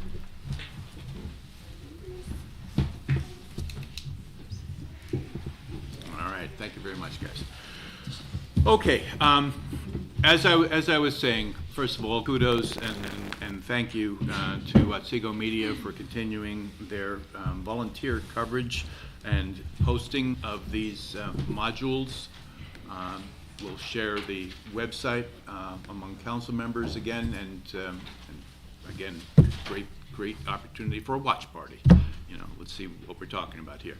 We are talking about, at least, you know, the crux of my conversations these last several council meetings has been about the imagination of a neighborhood. 27 Market Street is a part of that neighborhood, but we are really talking about a neighborhood. And so this is a discussion of economic impact by virtue of the development of a neighborhood. And so what we know from our first two modules, we discussed density, and we know that not only does the comprehensive plan and our strategic plan reference density as a goal, but obviously within the context of our discussion in that first, the council also subscribes to what councils prior had already determined, which is that we do want to pursue density. We also talked in our last meeting about creating an engaging neighborhood, and we talked a bit about how creating a neighborhood that is engaging is a way for us to be recruiting and retaining a younger demographic who are, generally speaking, looking for something to do. And that's our main floors. What am I listening to? Or is that just coming through my ears? All right. It could just be coming through I wear earphones. Anyway, so that engaging neighborhood is something that we've agreed to as a concept. And now this is, to be clear, I put together these PowerPoint slides. So this is me. This is not fact. This is my supposition and my statements and subject for council discussion. All right. Affordable housing. This is around population. Affordable housing in an interesting neighborhood will make retention of young people more likely. This is what I think is a fact. Creating an additional year-round customer base if we increase population, and provide a greater pool of potential staff for businesses. This is what I believe to be the case. I'll just let you move on to the next. If we create an engagement district relative to the economic impact on businesses and the business environment, we'll be creating jobs. If we have our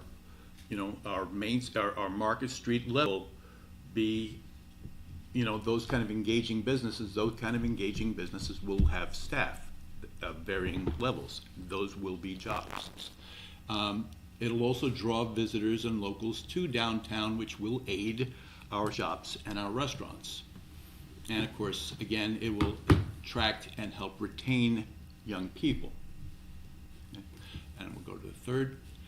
And relative to city funding, Market Street development, the overall creation of a neighborhood will attract businesses and add to sales tax. It'll provide additional water and sewer revenues, and it'll provide yearly revenue through taxes or pilots. So we'll come back and you know, you guys, I'd like to think that you'll have some discussion around some of these points. Maybe you don't feel like they are, you know, maybe you feel like they're arguable. We should have that conversation. Let's move to our next. So Jody Zagrewski, the CEO of the IDA and Otsego Now, sat down with me a couple of days ago and recorded for everyone some information about what a pilot is, because we know that that's a part of this process. Most developers are going to be looking at a pilot, and I asked him these questions. What is a pilot? Why would we negotiate pilot agreements with developers, and what is Otsego Now's role in that? Are we able to predict the amount of revenue that the city will receive through a pilot? How does the community benefit from pilot agreements? And what happens at the end of a pilot agreement? And so the next slide is actually a 5-minute video of Jody explaining these things. So real property is often subject to taxation based on the assessed value of the land plus any buildings and fixtures permanently attached to it. These taxes apply to agriculture, commercial, industrial, and residential properties. However, industrial development agencies can offer significant property tax benefits through abatements, potentially reducing taxes on real property. This exemption does not include additional property fees such as water and utility bills and payment to local fire and library districts. These abatements are made by taking the company's property off the tax rolls, by taking nominal title to the property of the company, and by doing so, take the property off the existing tax roll. The IDA then enters into what they call a payment in lieu of tax agreement, generally referred to as a pilot, to gradually increase the company's share of taxes paid to the various municipalities over a period of time and allow the company time to increase its sales and profitability after making a huge investment in its initial expansion. Pilot structures vary from IDA to IDA. For example, when some IDAs enter into a pilot agreement with a manufacturing company, they may take the entire assessment off the tax rolls and thereby reducing the existing property assessment to zero. Here in Otsego County, we leave the existing assessment at the base as the base for the pilot agreement and only provide for the abatement for new investments which are being made. No existing taxes of the various taxing jurisdictions are ever abated. Your next question was, why would we negotiate a pilot agreement with developers, and what is Otsego Now's role? In 1969, legislation was enacted to provide for the creation of IDAs to facilitate economic development in specific localities and delineating their powers and statutes as a public benefit corporation. IDAs have extensive latitude to determine the types of projects that are eligible for assistance. By either stated policy or practice, some IDAs favor industrial and manufacturing projects over commercial and service proposals, which is the case in Otsego County. Industrial and manufacturing projects are given a 15-year abatement program, with the first 5 years given a 25% increase in assessment of the value and added 50% for the next 5 years, 75% for the remaining 5 years, and go to full value in year 16. Commercial projects, however, only receive a 50% abatement in years 1 through 5, 75% abatement in years 6 through 10, and go to full value in year 11. Energy pilots are given through the New York State Department of Taxation model, which the assessors must adhere to. Housing projects are done only in downtown business commercial districts and depend on what the debt coverage ratio is for the lending institution that needs to be made. Hotel projects are treated like retail projects and can only receive an abatement under Section 485B of the state tax law, which they would normally be allowed by filing just with the local assessor. We do not do retail projects unless the project or the type of retail is unique to the municipality and verified by a third-party independent consultant. We negotiate with developers only if they can demonstrate that the project cannot happen or will not be undertaken unless a pilot is granted. They must go through a cost-benefit analysis to show that the pilot benefits that are given are less than the increase in revenues that the state and localities are receiving. Again, as stated earlier, we negotiate a pilot to allow the company time after making an investment, say of $8 million, to increase its sales through manufacturing of goods to allow the company to further spend money on new employees while gradually increasing its payment of taxes to local municipalities. Again, in the case of housing projects, we look at the developer's cash flow. Through cash flow projections to determine whether the cash to debt ratio of the bank involved is being made to determine whether to grant the pilot or not. If the cash flow to debt ratio is not being made without the IDA's pilot, then the bank will not loan money for the project and therefore the project would be unfeasible. Are we able to predict the amount of revenues the city will receive? In general, yes.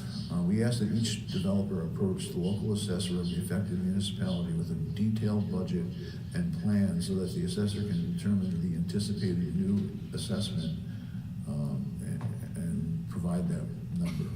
We then calculate the new taxes that would be on the anticipated new assessment compared to the existing assessment using the current tax rates of all local taxing jurisdictions. I say in general because we cannot predict future years' tax rates. That changes every year. We can only use the current rates, so we project that over the life of the pilot using the current rates. The next question was, how else does the community benefit from pilot agreements? IDAs work to serve the communities they operate within.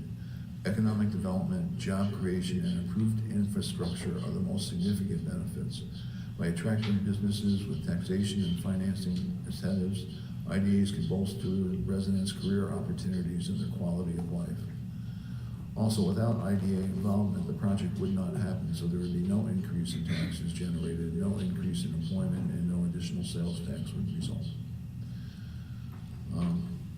The last question we had was, what happens at the end of the pilot agreement? At the end of the pilot agreement, we turn the property back over to the business.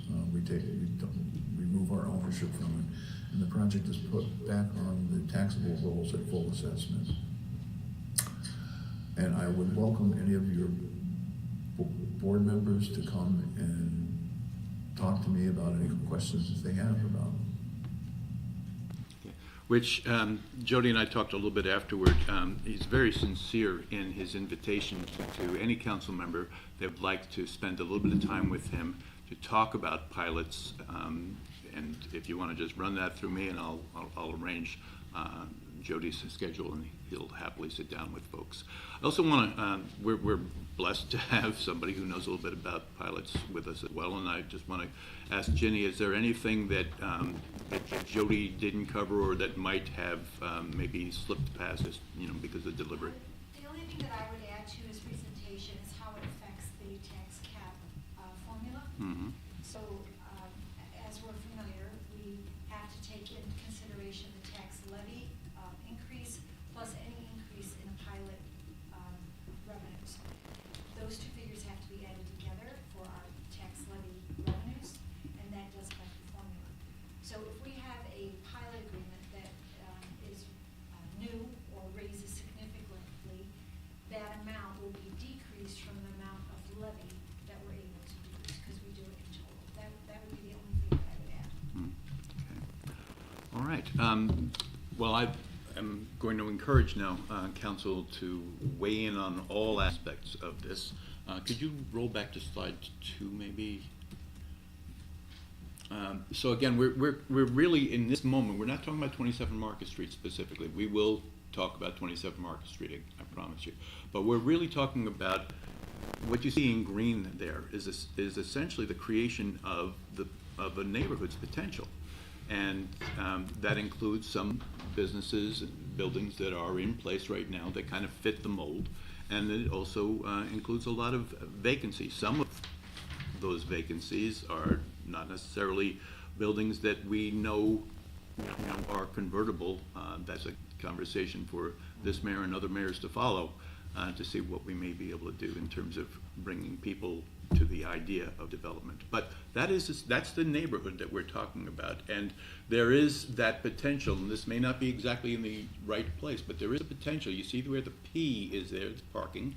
That's 216 parking spaces, begins at Demoski Field, and that may not be exactly the entry point, but it's a pretty good illustration of the connectivity of 216 parking spaces to our downtown neighborhood. And then, of course, we have 2 elevators. One will take to Water Street, and then one will take from Water Street to Main Street. So there's a lot of accessibility and a lot of potential in that neighborhood. And I'd like to just roll through the following slides and let you guys just, you either agree or disagree, or, have that conversation. So if you wouldn't mind just moving on to the additional, I'll let you guys go. Len, you have a thought? Sure.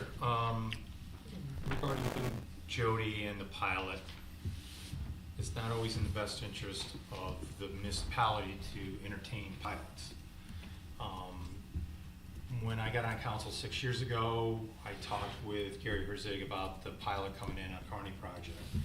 And how it actually works is that we had to get the property developed to actually have two businesses come in and do separate assessments of the property. Was it close? It was, but the city takes the smallest share out of that. So the county will get a large portion, the school district gets a large portion, and the city's kind of left without. So you have to weigh what is it that you're getting in the benefit of this, right? So there's housing that's in there. We have a partnership with Harvard College for the innovation area for Baking bread. Innovation Center. Yeah, I love bread, so I was just thinking bread. So, for the science lab that they're going to have there with regards to wheat and all that. So you've got to outweigh that portion compared to the positives and the negatives, I guess is what I'm saying to this. So whatever we decide to do with 27, because right now we can make decisions as a council for 27 and 47 market, but obviously those are the only 2 that we have site control. I mean, in the green neighborhood, the rest of that is private entities. And as you have found out in your 4 years of being in your position, it's not easy having those conversations with private entities. They have their own interests.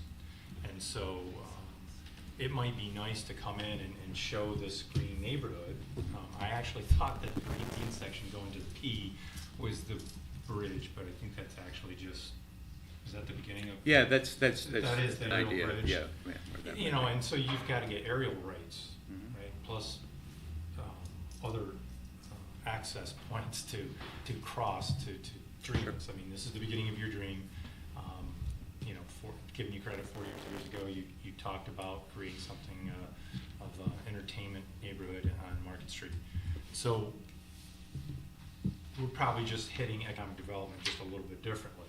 You're presenting this wallscape, if you will, or footprint, but recognizing that there's multiple private entities that need to be collated into the same thought process is down the road.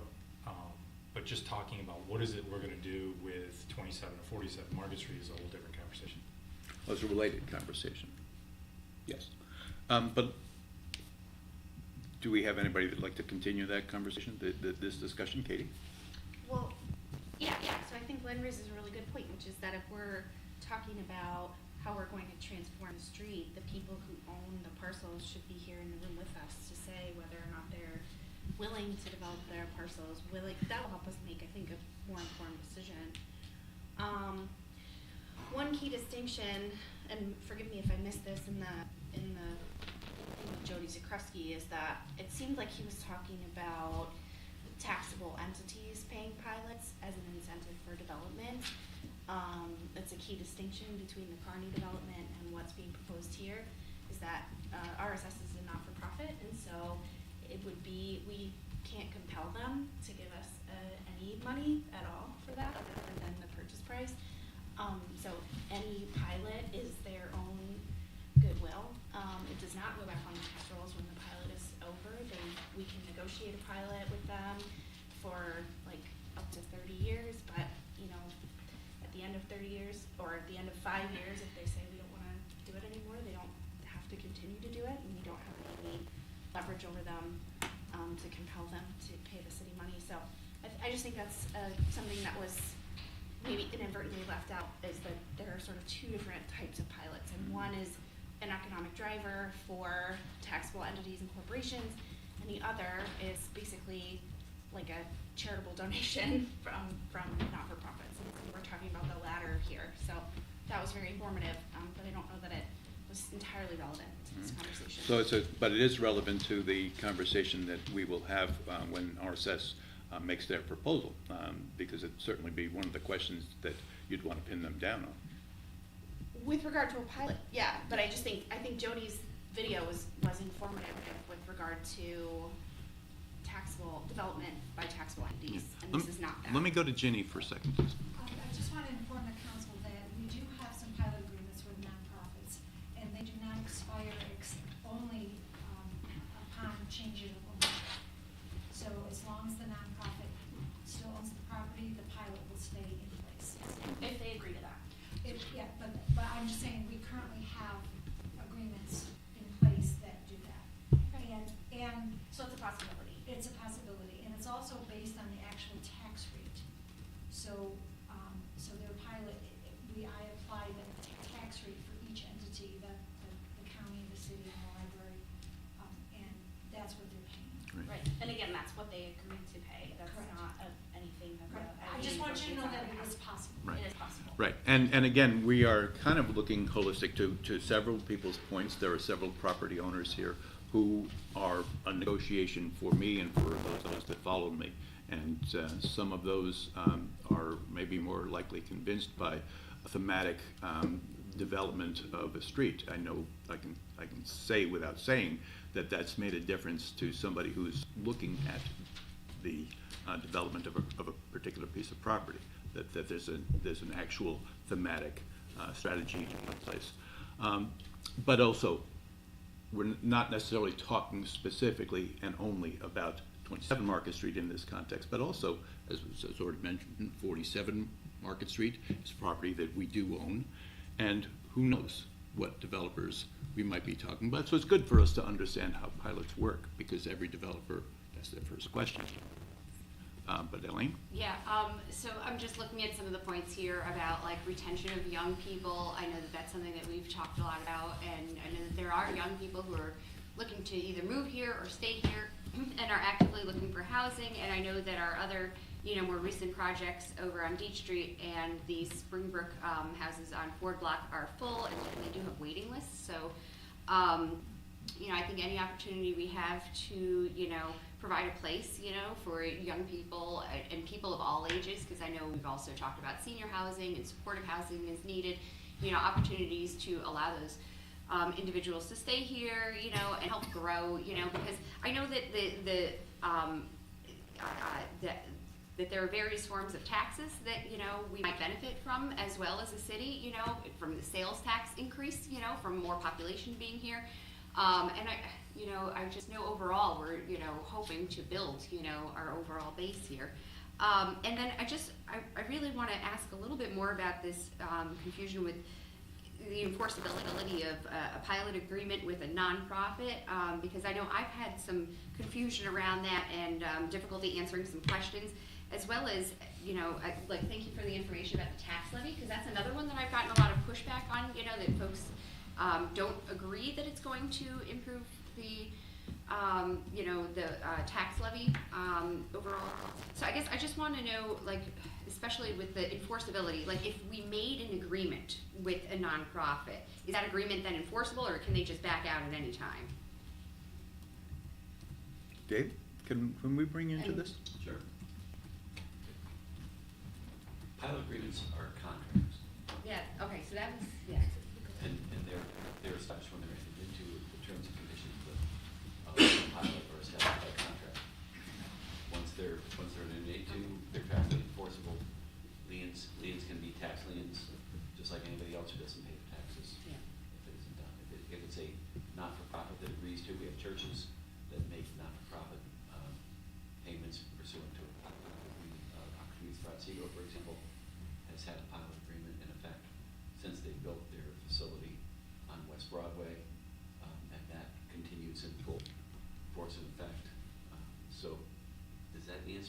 Yeah, it does, because I just, there just seemed like there was some confusion about whether or not nonprofits had some, will to, just leave an agreement that might have been there. And, because, I mentioned it before in my comments, I really value the work that nonprofits bring to our community, and I think, when the community comes to us and says, that they're seeing issues, that they would like the Common Council to, affect change around, and sometimes we have a hard way of figuring out what that path forward is. I see, development in this way, allowing nonprofits to use, a pilot to develop in ways that the city needs, is actually a benefit to both sides. So I just wanted to bring that up. And then the last part that I had was about the tax levy, and I just really want to confirm how to make sure that I understand how the pilot can help decrease the overall tax levy and impact individual taxpayers. So how it works, say for example, I'm just gonna use round numbers, say the council agrees to raise $300,000 in taxes, and we receive a new pilot agreement, and that pilot agreement is for $50,000. That means that the tax levy that's gonna be spread over the taxpayers is only gonna be $250,000 instead of $300,000. Okay, thank you. That confirms what I thought, and Further discussion of that or any other topic that we've brought up here? I'm sorry, Mark, did you say something earlier about parking, or were we talking about? Parking is 2 weeks from now. 2 weeks? Yes. Do we want to flip maybe one of these, just to give people something else to look at, and maybe weigh in on?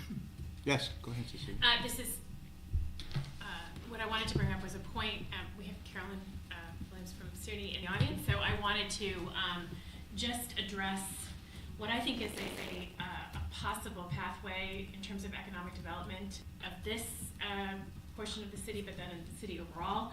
And that is the potential for the development of an LLC of stakeholders within the city. Mm-hmm. And the model that I think is really useful is that of Hamilton, New York, where a group of Colgate alums, along with some local business owners, and for our purposes, we've got a range. We don't have just Colgate. We have actually 2 colleges, Job Corps, Bassett, and so forth, in addition to alum, could come together and develop seed money and then work on economic development for downtown. Sure. And so that kind of process could then spearhead some really, I think, as it has in Hamilton, some significant development, real estate development. Yeah. Now, I think you said LLC, but I think that we may be talking about an LDC here, limited. Thank you for the clarity, because that's I was going to ask. Yeah. Yeah, I'm So talking you're about an talking about LLC. I'm talking about a So corporation, company, private company. Okay, so private. Yes, as opposed to the LLC. So I've shifted As the opposed conversation. from actually getting into an LDC? How do you mean? What do you mean by that? I understand the difference between the LLC and the LDC.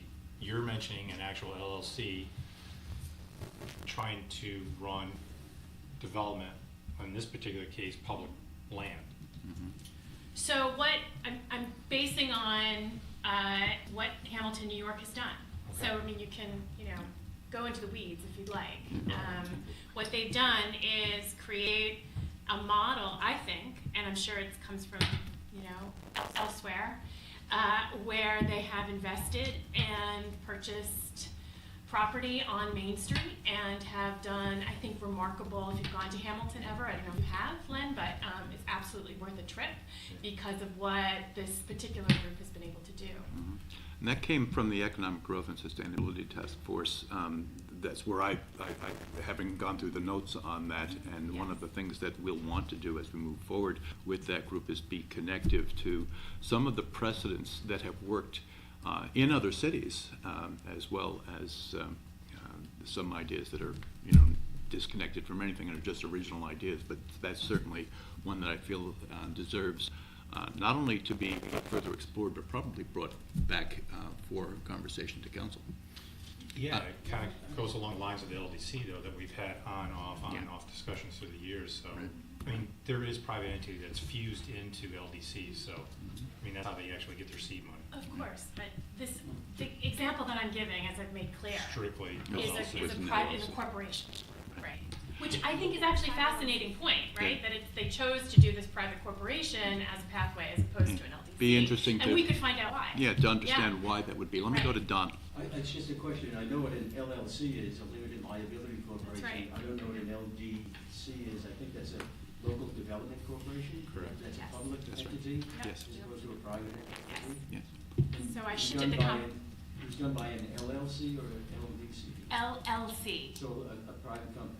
that's correct. Okay. Yep, they created a corporation, an LLC. Okay. Yes. Thank you. Let me bring- An LLC is a limited liability company. Company, Right. not corporation. LLC is a limited liability company. Oh, They company. can be treated as a corporation, they can be treated as a partnership, Mm-hmm. they can be treated as a sole entity. They can morph into different things, but an LLC is a limited liability company. Thank you. Let me, with only a few minutes left in these 30 that we've slotted forward, let me bring it back to some of the verbiage that sits on the screen here. Is there anyone who's looking at what we have up here that has a fundamental disagreement with my thinking? This has again been generated by me in conversation with other people, but nonetheless, I'm the one who put together the PowerPoint. Of the pursuit of density, as we talked about, and we want to pursue density, and that ends up creating within this context, whether it happens right now with 1, 2, or more, or if it winds up being something that happens over the course of multiple, mayors here, as our goal. We're looking at the development of a neighborhood with the consequence of its being a job creator for having done that. And as a draw, which I think we all agree that our downtown environment, generally speaking, needs to see more business come through its front doors. Elena, I'm going to let you talk. Yeah, I just, looking at this about engagement and drawing visitors, attracting, people to be downtown, I'm thinking about, the work of the Public Arts Commission and, artists, in our city and area who are working to bring art to various areas of the downtown. And I think that that's something, that we should continue to do. Murals, the garbage, art on the garbage cans, things like that really bring vibrancy downtown and really attract people. And I'm just thinking to some social media posts that I saw recently of folks that were visiting, I think it was Salem, Massachusetts, and taking some pictures in front of some really gorgeous murals, and it really just, they felt positively about it, the people who were, interacting with them, felt positively about it, and they specifically mentioned, wouldn't this be wonderful to have in downtown Oneonta, and they had some really innovative art, and I just want to, my time with the Public Arts Commission was fairly short, but I learned a lot from them, and I just, want to bring that back. Okay. And go ahead, Glenn. I actually would love to get some more information. I'm going to research it myself, but that does create a different kind of conversation as having private equity driving that conversation, because it is their money. And so I would love to see that formation, just trying to think of the pathway of kind of wrapping our arms around that and how to make that work, because creating a public-private partnership is what we're always looking at doing. So that, how do you see that happening? I mean, So- those entities that you mentioned, how would you get your arms around that? So what you do, what the process with Colgate and Hamilton involved apparently was the formulation of these stakeholders coming together and then raising seed money. It was about $15 million initially, and then deciding upon projects within the downtown. And they started with what was called an incubator space, which was on the main street, and that housed a whole range of businesses apparently. But it started with this thought incubator space, and it's in terms of design and actually noteworthy design on the outside. So I think, in our case, to translate, that model to Oneonta, I think that would include stakeholders like Bassett, the two colleges, Job Corps, local businesses, alumni of the colleges, so that you could have a conversation about what is the space that we want to be creating here, and really creating a kind of gatekeeping around these are the kind of businesses that we would like like to see in our downtown. Right, like Corning. Corning, maybe Because I know another that they're example. always, they're always looking for employees, but again, they have difficulty trying to recruit and retain, as is Bassett, SUNY, Yep. Hardwick, so.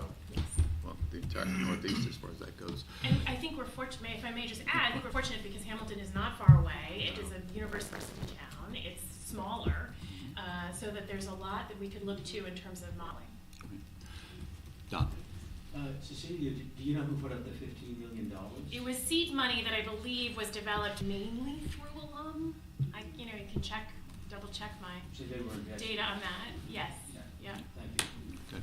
All right, well, it's been a good discussion. It's found its way to a couple of interesting items that I think we'll see more conversation around. We'll see if we can get maybe some information into council members' hands so they can kind of take a look to see what has been done in other places. I like the fact that we have pretty much been talking about more than just one piece of property here, but rather more holistically how we want to approach the opportunity that is presented.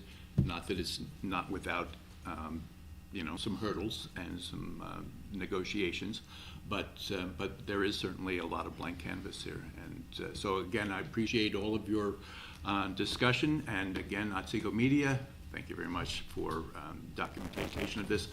This will wind up joining 2 other modules on the website. I'll provide everybody with the website in just a couple of days once you've got that set up, and then we'll start to see what we can do about letting people know that it's there. Have a watch party. Okay. So with that, so again, thank you very, very much.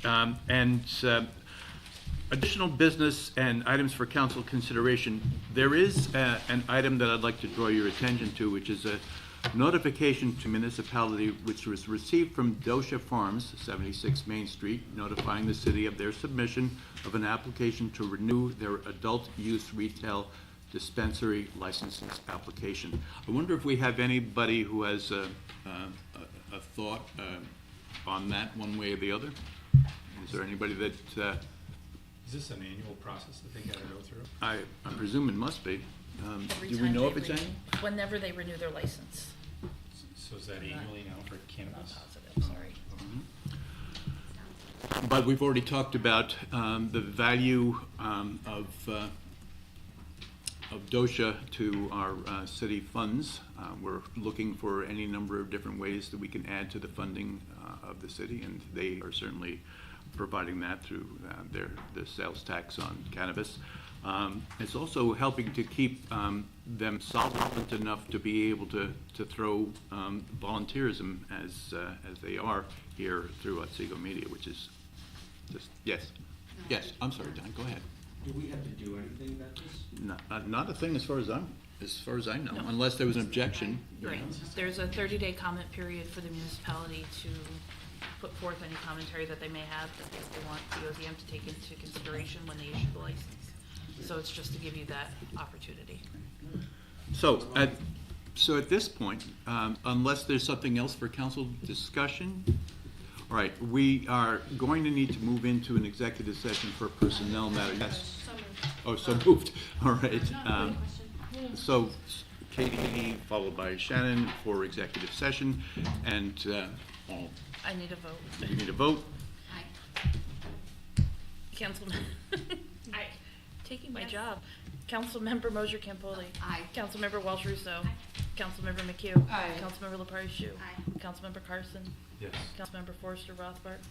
Councilmember Matheson. All right, so